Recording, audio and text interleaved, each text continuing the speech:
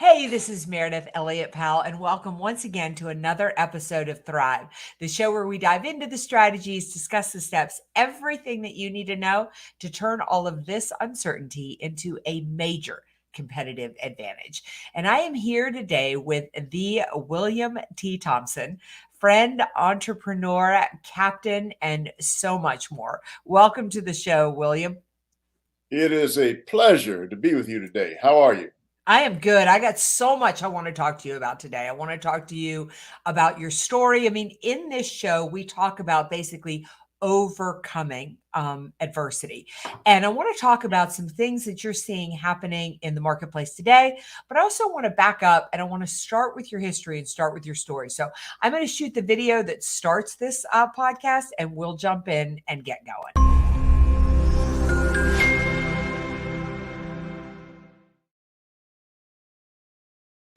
All right, William T. Thompson. Now, I just found out we were in the green room that T is a nickname. You're actually William L. Thompson. And for those of us who don't know you, as well as I lucky enough to know you, tell us a little bit about yourself.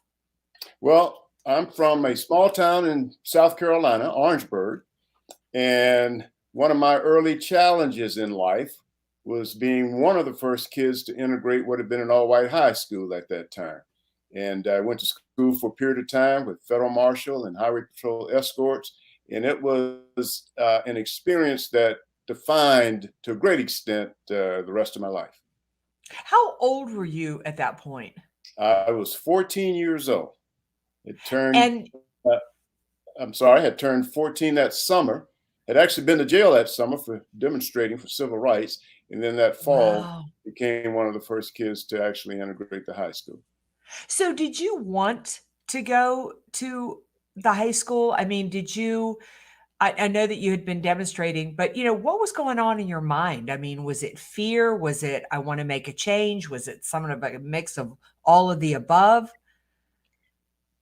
A bit of all of the above. It was a decision that I made. My parents left the decision up to me, although we talked about it in depth.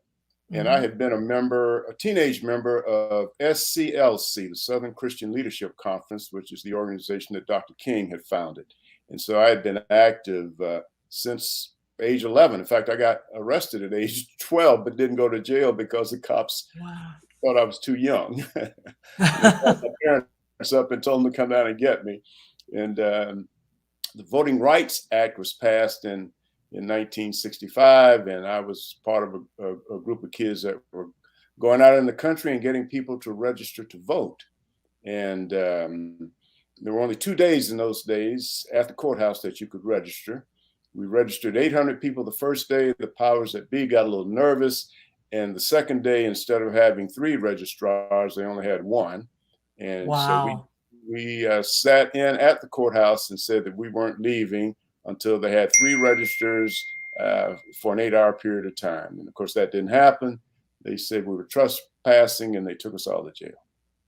So, there you are, 11, 12 years old. Where was this?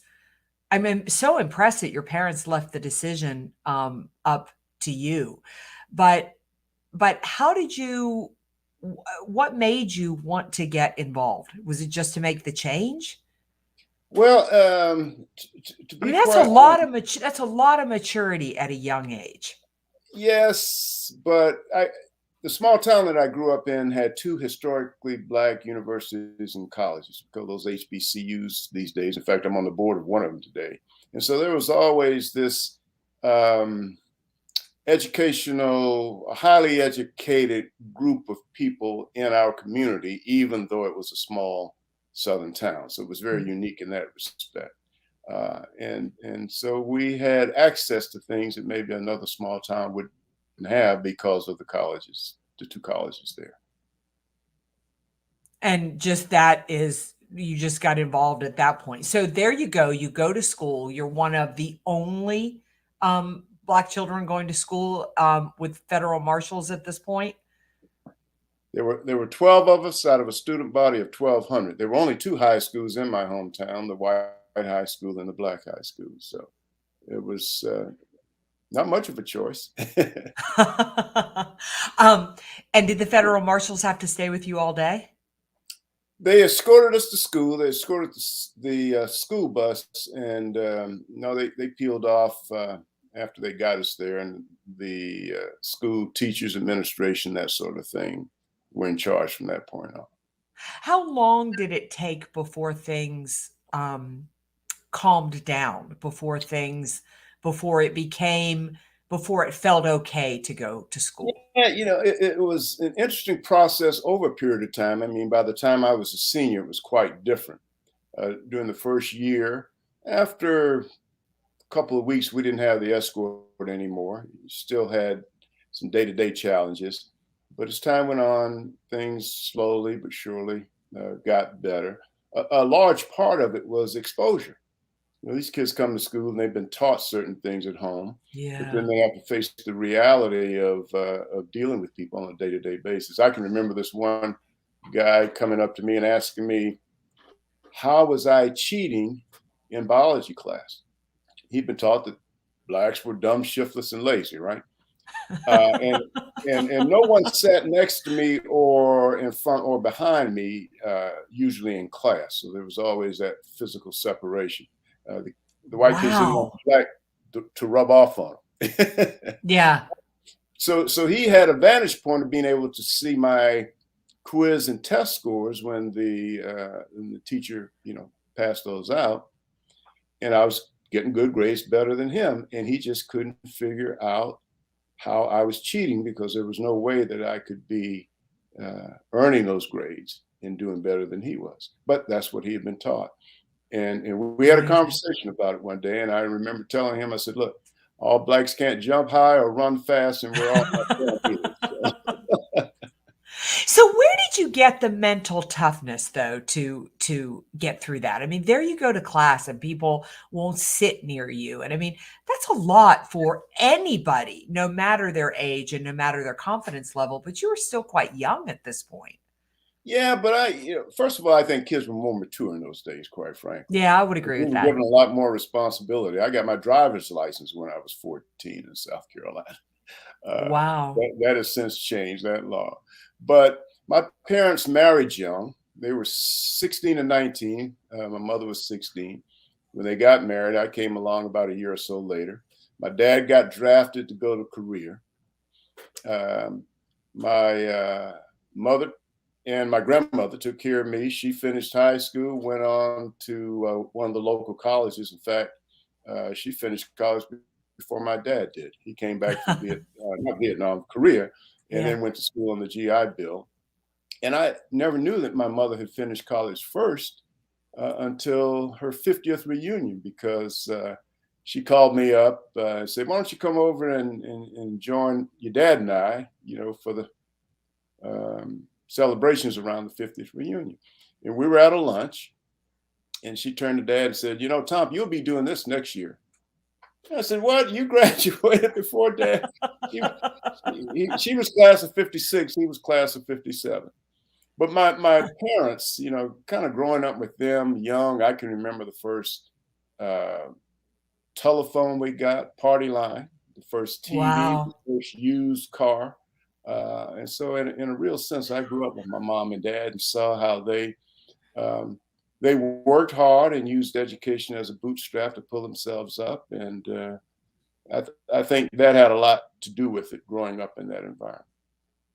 So let's translate this a little bit to the marketplace today. What exactly what are you seeing in the marketplace as people struggle with change and uncertainty? What are the biggest challenges you think they're facing? Well, the challenges are nothing new. They just come wrapped in a different package in a way. Technology has a Great, lot. great point. Yeah, technology has a lot to do with it, particularly for people that are not as adept. And of course, the younger generations grew up in a technological environment, and so that is easier for them to master. But when you get to some of the old school fundamental basic issues, it really hadn't changed. You need to have principles. You need to surround yourself with good people. You need to have a plan, and you need to perform, to execute.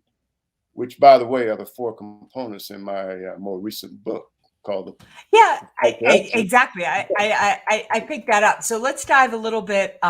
Let's dive a little bit deeper into each one of those. I love the fact that Okay. you said the challenges we face today are not new. They just come wrapped in a different package, and that is so true. I feel like, it's one reason that history is so important, and we spend time reading and learning from history. One, so that we can learn how to get through the things that we get through. Two, we learn how not to repeat them. And three, because it's comforting. It is so comforting to read that, like you even listen to your story and you think you have challenges today. I can't imagine being your parents and getting married at 16 and 19, and being in a community where, they really had every obstacle in front of them. Of course, from their parents, they probably saw that they had more opportunity than their parents had. It does seem to get, a little bit better every generation we go along, but we're still facing the same challenges. So let's take those tentacles one by one. Well, as I said, you got to have the right principles. Some people sometimes lose sight of the fact that ultimately your principles define who you are, and they are fundamental.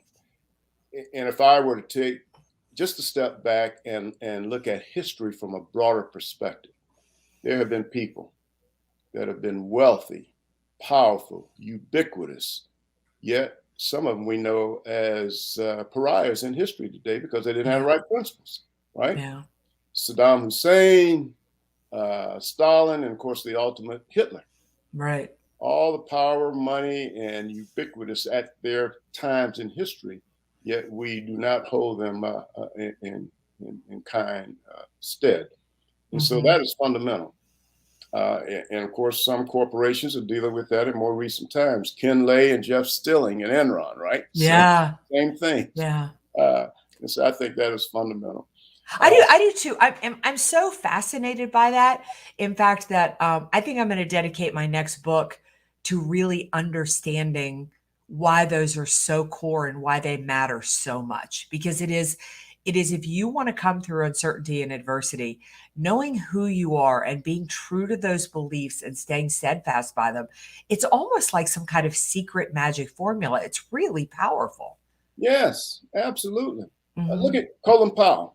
Yes. Recently passed, Republican, but universally respected across the spectrum, right?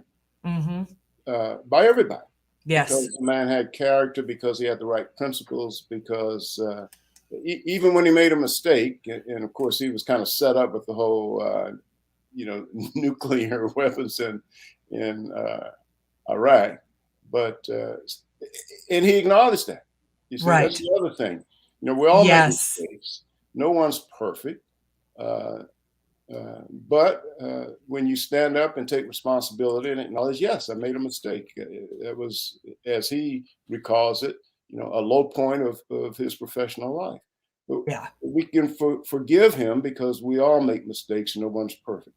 Yes. And, Yes. and if generally speaking, politicians, but everybody would understand that, I think we'd be in a lot better position. Nixon would have been president had he acknowledged the mistakes That and he'd moved made. on. It was the Which cover up. which yeah, which I do think is a core principle. I mean, is to, that to me is it basically is a principle. Do you have the courage to and the decency to own up to the things that you've done? Absolutely. Yeah. Absolutely. 100%. Yeah. Yeah. All right, number 2. The second of the P4 system that I call it is people. You got to surround yourself with good people. And you have to make sure that those people are in alignment with the things that you're looking to do, looking to accomplish. Because you can have good people, good friends, but they're just not good business partners to be associated with, or Right. good people to work with you, right? Right. And so good people, and that they are in alignment with what you're trying to get done. The third P is having a plan. Of course, your audience may not know that professionally I was an airline captain for Delta, international captain, and I was also a lawyer and a businessman. And we never took off in an airplane without having a flight plan, knowing how we were going to get to where we were going, the definition defined and the route defined. Now, sometimes we had to change because of weather, unexpected situations, maybe an emergency on board the airplane. And so you didn't always use the route that you had initially plotted, but in most cases you did. Right. And you were flexible enough to change when you needed to because of the circumstances.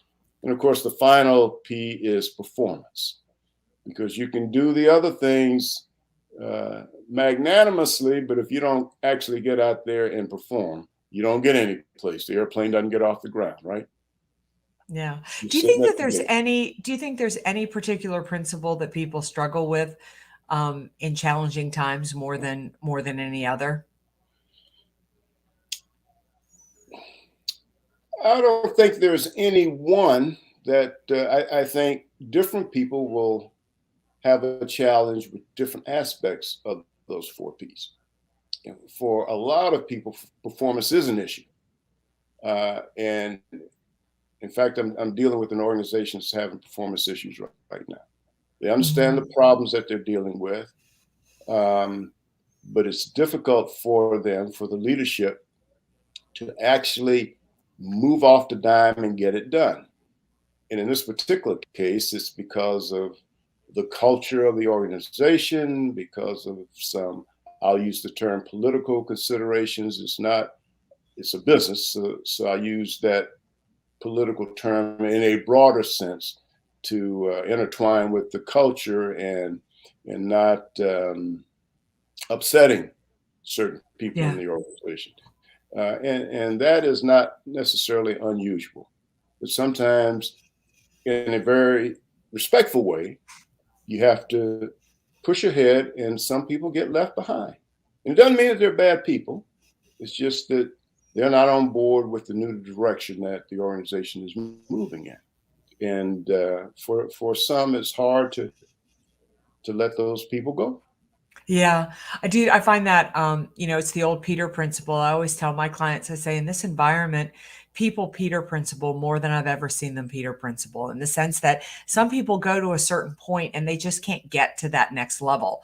And Right. you have to decide, are you building an organization to save an individual, or are you building an organization and you'll put the right people in there? It doesn't mean you can't find spaces for people, but back to your principle of the right people, leadership, those key pieces are so important. I want to talk a moment about having a plan, though, because I find this so fascinating. People really struggle to make a plan in an uncertain environment because, understandably, you don't know what's going to happen. You don't know what the outcome is going to be. How are you supposed to make a plan when you have no idea what's going to happen with the supply chain? You have no idea what's going to happen with the economy. You have no idea what's going to happen with inflation. I mean, so many unknowns out there. Speak a moment about, I always find that people feel like making a plan is like something you have to commit to for the rest of your life. Like, you can make a plan, and you said it beautifully when you talked about getting on an airplane. You may have a flight plan, and then, if there's a hurricane or something, you adjust it. So talk a little bit about having a plan in the face of uncertainty. Yeah, it's fundamental. It's fundamental that you understand where you are headed and where you want to go. And that needs to be fairly specific, although, again, how you end up getting there, and sometimes even when you get there, may change. But, and I'll use that airplane analogy again. You can't go to the Delta ticket counter and buy a ticket to go out west. Right. You can't go to the Delta ticket counter and buy a ticket to go to California. You've got to be very specific in terms of saying, I want to go to San Francisco or I want to go to LA, right? And not only that, you have to be able to articulate when you want to leave. In fact, how you want to leave, what compartment of the airplane you want to sit in, first class or coach, and even what seat, right?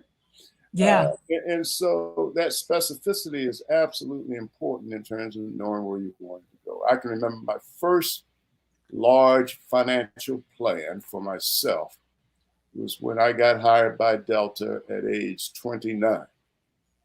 And my commitment was that before my retirement age, 5 years before, which was 55, I wanted to have enough money to be able to produce a six-figure income without ever working again in my life.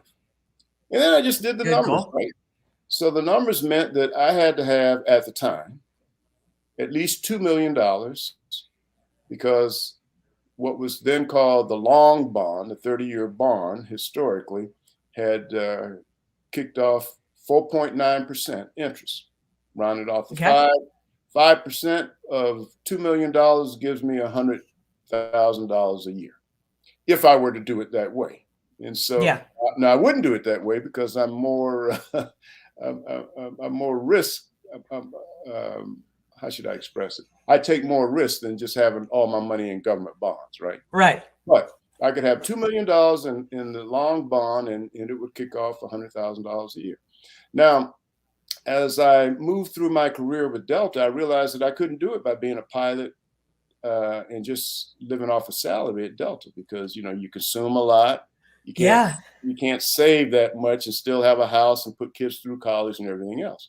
And so I realized that, okay, to execute on this plan, I was going to have to do something else, which is why I became a lawyer and started a business and did other things. But the big picture plan was always in place. I love that. Is that I really want the audience to catch that. Is that basically what he did was he built a plan. He knew where he wanted to go, and that plan showed the holes, the gaps of what he would need to do in order to achieve that plan. So he was able to adjust it. I mean, that's pure gold right there. I mean, you need to know where you're headed, where you're going, and then you can shore up everything that you need to do in order to get it. The other thing is by being a captain in the Air Force, by being an entrepreneur, by being an attorney, no matter what the marketplace did, you had so many options, so many alternatives as to, as to what you wanted to do. It is hard to believe, but we are coming to the end of this show. I have two more questions. What is your biggest piece of advice for anybody really stalled in the face of uncertainty? Because one of the most fascinating things when I started studying what is preventing people from thriving is the fact that over 70% of the people that I surveyed said that they feel stuck. And so, what is your biggest piece of advice for anybody feeling stuck? And then, how do people go out and find more about you, more about your incredible book, Flight to Excellence, and more about your four principles? So, which either one you want to answer first? Well, let me answer your question first. Okay. And that is about people being stuck. And I take this from my daddy. My daddy was a very wise man. He said, you got to understand the problem before you can ever fix it. And so if Oh, you are great. stuck, you got to understand why you are stuck. Take a step back, spend some time with yourself, and be very focused in terms of figuring out, okay, why am I feeling this way, or why am I here and I want to be someplace else? And deal with the fundamental issue of why does the problem exist? Because you can't begin to solve it until you've defined what the problem is. So I think That's that great. would be my advice to somebody who feels stuck. We all feel stuck from time to time. Exactly. But I think at a deeper level, we probably know and understand why things aren't going the way they should be going, right? Yeah, there's a one of the terms that I use from the military all the time, which goes a lot in alignment with this, is that you need to embrace the suck. Is that I find so often people are either so optimistic that they're like, oh, this isn't really big, it isn't really an issue, or they're so pessimistic they can't see beyond it. And by understanding the problem or embracing the suck, you're dealing with your reality. And once Yes. you deal with the reality, then you can find a solution. It's almost like this. It's almost like the blocks start to release once you deal Yes. with the reality. Yeah. All right. How do we find out more about you and your fabulous book, Flight to Excellence? Well, you can go to my website, captaint speaks.com. And the Flight to Excellence is Barnes & Noble, Amazon. More people are buying it on Amazon than any place else. And it's readily available, or you can reach out to me, and I do send people some autographed copies on yeah, it is a fabulous book, and it is a fabulous book not only for anybody who's a leader to read, but if you've got a teenager or a child in college, it's a great read because it's truly an inspiring story. T, I want to thank you for joining us today. Thank you for being on the show. Thank you for sharing your incredible story. And for everybody who chimed in, everybody who listened, thank you again for being a fantastic audience. We'll see you next week right here for another episode of Thrive, Turning Uncertainty into Competitive Advantage, the show where we dive into the strategies, discuss the steps, anything that you want to talk about to really make you see uncertainty as your greatest opportunity. We'll see you next week.